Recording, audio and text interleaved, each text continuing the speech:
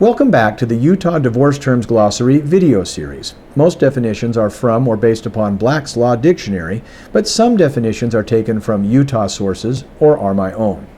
Today's term is prenuptial agreement.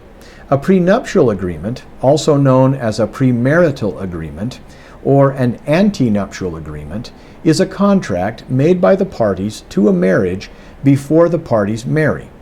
The agreement may determine matters such as one party's rights in the estate of the other in the event of the death of one of the spouses.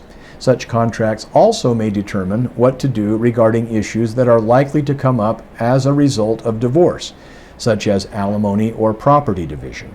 Child custody and support can also be included, but there are different standards for that. Prenuptial agreements must meet the requirements of contract law, with the exception that separate consideration is not required in Utah. Consideration means essentially that the parties exchange something of value as they would in a typical contract. I give you money, you sell me a car, that sort of thing. But consideration is not required to enforce a valid prenuptial agreement. After marriage, a premarital or prenuptial agreement can be amended by the agreement of both parties in a postnuptial agreement. The agreement can also be revoked entirely by agreement of the parties. Enforcement of a prenuptial agreement is subject to the normal requirements of contract law.